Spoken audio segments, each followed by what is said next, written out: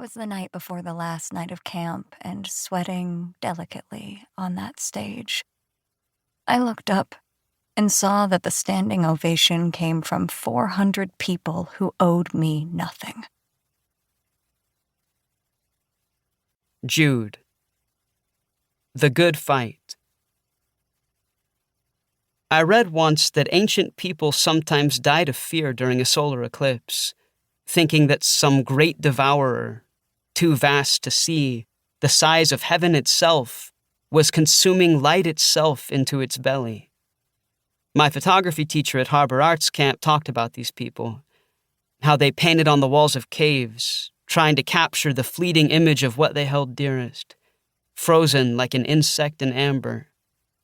They'd be so jealous, she said, of what we have, how we can point a lens, press a button, and capture a congregation of birds, black as ink blots in the soaring wide of the sky, exactly as they appear on our retinas. And if you're lucky, even better. If you're lucky, the way your brain turns them into memory, safe from the great devourer. I'm alone in Chapman Hall, my fellow hackers, Harbor Arts campers, we have fun here, gone to bonfire, the orange glow already illuminating the late June Michigan Upper Peninsula dusk, and I'll join them soon enough, even though I'd really rather stay here, letting my ears lap up the quiet. The photos of my thesis exhibition arrayed before me like ranks of unspeaking soldiers, and I, their general, thanking them for their victory over me. Florence. Goodbyes and whatever. 2 curtain calls, then a third.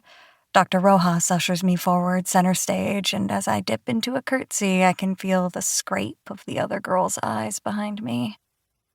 None of them would want my place if they knew. Good thing they don't.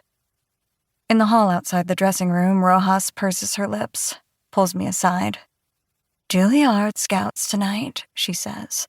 Boco, ABT, and I say, don't you remember that I'm a sophomore?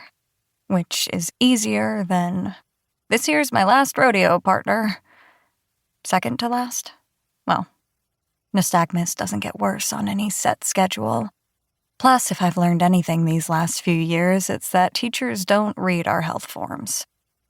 Back in warm-ups, but I leave my arms bare in my unitard, and I'm out the stage door before I'm reminded that no one's waiting for me with flowers. Bonfire tonight. Capital B. Camp tradition, or so say my bunkmates. They're not dancers, so they don't hate me. I asked why it was special, and Michaela said, Dude, we roast marshmallows and pick out someone for sunrise night. Another tradition that needed explaining. Sammy made some really amazing, disgusting hand motions to illustrate. They said, find us at bonfire. And so I'm taking the path through the woods, watching my feet, as always.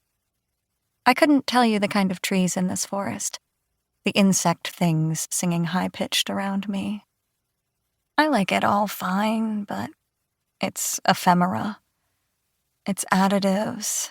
It's irrelevant for what's coming for me, just like the rest of the world is. Like, I like it all fine, but none of it knows my name.